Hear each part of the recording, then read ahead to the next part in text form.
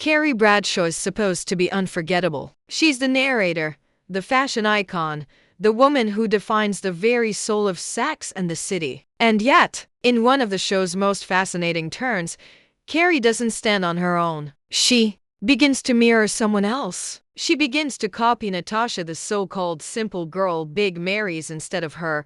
Why would a woman as complex, witty, and self-aware as Carrie feel the need to imitate her romantic rival? Was it insecurity? Was it obsession? Or was there something much deeper going on beneath the surface of their carefully scripted encounters? Carrie doesn't just covet Big, she covets Natasha's life. The clothes, the poise, the effortless status. And in those moments, we start to wonder, is Carrie Bradshaw really her own person? Or is she forever chasing the ghost of someone she thinks she should have been? This is the paradox that makes Sex and the City more than a love story. It's a story of identity, envy, and the dangerous ways women measure themselves against each other. Welcome back to Plotlines and Parallels, the place where we don't just watch TV, we pull it apart, stitch by stitch, until the hidden patterns reveal themselves.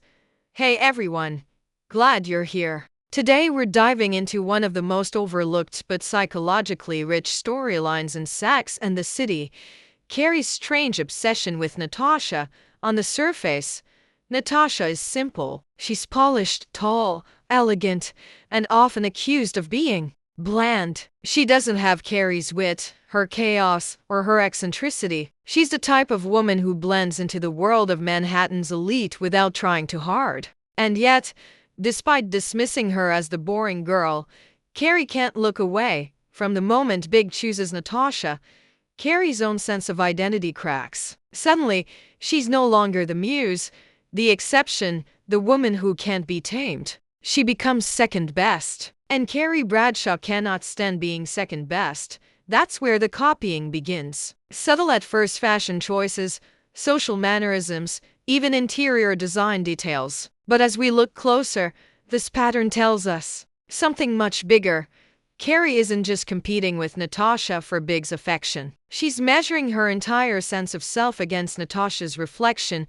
Why does this matter? Because it's the very heart of Carrie's struggle. Is she truly living authentically, or is she constantly shaping herself to fit into other people's worlds? Let's discuss. The story begins when Big introduces Natasha as his fiancée to Carrie. It's like a punch to the gut. Natasha is younger, sophisticated, and most importantly chosen. While Carrie had been Big's great love, Natasha is the one he publicly validates. We watch Carrie spiral. She claims she's fine, yet every encounter reveals her unraveling curiosity. She notices Natasha's clothes. She notices her hair. She notices the way Natasha fits so seamlessly into Big's social circle. Then comes the infamous affair. Carrie crosses the line, sleeping with Big while he's married to Natasha. It's messy, destructive, and deep down, more about reclaiming a sense of power than genuine passion. Still, Natasha becomes the gravitational force pulling Carrie's attention. Even when Natasha isn't present, after the affair is exposed, Natasha exits Big's life, but not Carrie's mind. Carrie references her, compares herself, and seems haunted by Natasha's ghost long after the story should have ended.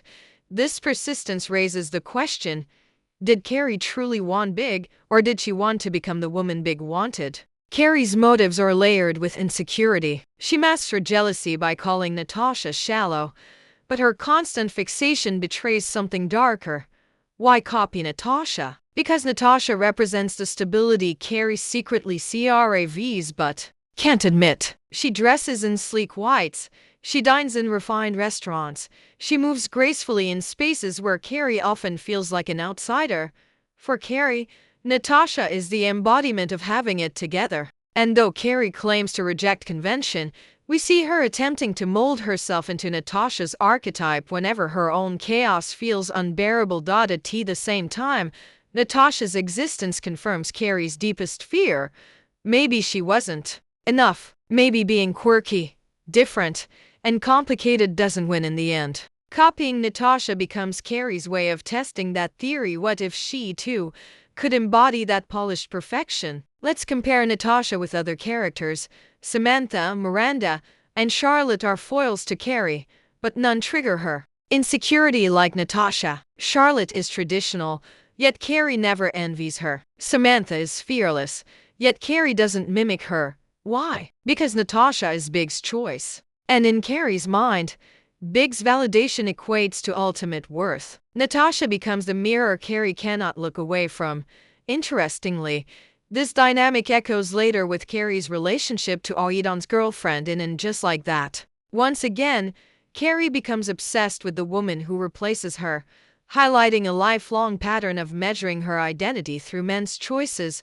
The showrunners use Natasha's wardrobe as silent storytelling. Wide dresses, clean lines, minimalist spaces. Natasha is framed as purity, order, and calm. Carrie, by contrast, is chaotic. Bold prints, clashing textures, unpredictable outfits. When Carrie begins to wear muted palettes or sleek cuts, it feels deliberate. She's trying on Natasha's skin. Even the infamous scene where Carrie runs into Natasha at lunch is layered with symbolism. Natasha in white, Carrie in darker tones. The contrast screams rivalry, but it also shows Carrie's attempt to step into Natasha's world, only to realize she doesn't belong. Props matter too. Natasha's pristine townhouse contrasts with Carrie's cluttered apartment. Every visual reinforces the gap Carrie tries and fails to bridge. Fans are divided. Some argue Carrie's fixation is natural, who wouldn't compare themselves to the woman their ex chose. Others see it as evidence of Carrie's toxic narcissism. She reduces Natasha to a thing she must conquer, rather than a person with her own dignity. Online discussions often highlight the unfairness of Natasha's portrayal. She's framed as bland so the audience doesn't side with her, yet she is arguably the most dignified character. Her heartbreak is devastating, and her exit shows grace that Carrie could never manage. This fuels debates. Is Carrie the villain in Natasha's story? Many fans say yes. From a writer's perspective, Natasha serves as a narrative device. She's not meant to be fleshed out. She's meant to reflect Carrie's insecurities back at her. By making Natasha perfect, the writers highlight Carrie's flaws. Carrie copying Natasha isn't just about envy, it's about Carrie confronting the reality that she's not always the leading lady in someone else's story. The writers deliberately use this rivalry to expose Carrie's contradictions. She claims to reject societal expectations but still aches for validation from them. Natasha embodies those expectations. So what are the consequences of Carrie's copying? First, it destroys Natasha's marriage. Carrie intrudes, copies, competes, and in the end, Natasha pays the price with humiliation and heartbreak. Second, it distorts Carrie's self-image. By chasing Natasha's reflection, Carrie loses touch with her own authenticity. Even her friends notice her drift, questioning her choices and sense of morality. And third, it poisons Carrie's relationship with Big. Their bond is forever tainted by the affair and the power struggle it represents. Even when Carrie wins Big, the shadow of Natasha lingers. Ultimately, the copying reveals that Carrie's greatest antagonist isn't Big or Natasha, it's herself. Here's the twist.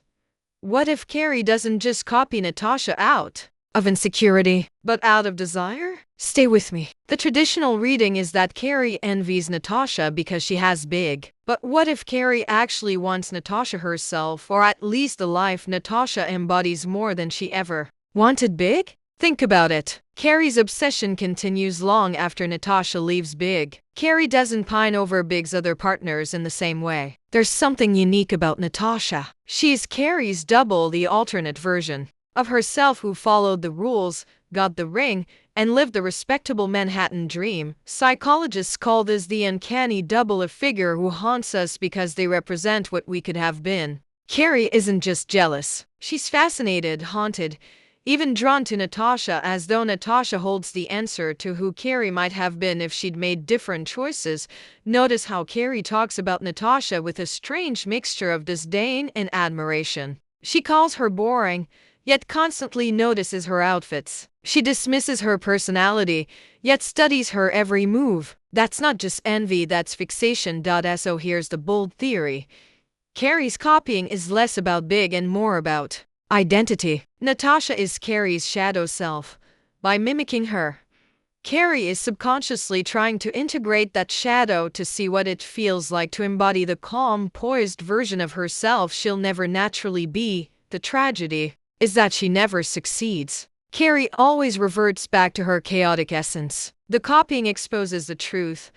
Carrie doesn't actually want to be Natasha, she just can't stop wondering what life would be like if she were. And maybe, just maybe, that's why Natasha haunts Carrie more than Big ever did. So, why does Carrie copy Natasha? Because Natasha isn't just the other woman, she's Carrie's mirror. She represents the life Carrie thinks she wants, the validation she craves, and the unanswered question that drives so much of her behavior. Am I enough as I am? Every borrowed outfit, every envious glance, every reckless choice tells us that Carrie is insecure in her own skin. Natasha is proof that someone else can take her place, and Carrie can't accept that. In the end, Carrie may have won big, but did she really win herself? Or did she lose a piece of authenticity every time she tried to live in Natasha's shadow? That's the haunting legacy of this storyline. It isn't just about love or rivalry, it's about identity. About how easy it is to lose ourselves when we define our worth through someone else's reflection. So, what do you think? Was Carrie truly in love with Big? Or was Natasha the real obsession all along? Let me know in the comments, because sometimes the truth isn't what's shown on screen, but what we read between the lines.